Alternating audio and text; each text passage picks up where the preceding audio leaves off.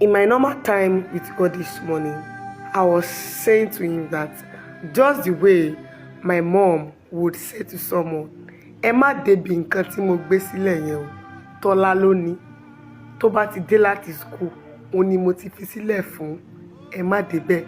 The same way I was telling him that God, I will soon be done with school, and I know so well that there is something that you have written concerning me that it is only me that you have prepared it for. It is not meant for someone else. And I was telling him that, God, I will soon be done with school. I just want to know that thing that you have written concerning me.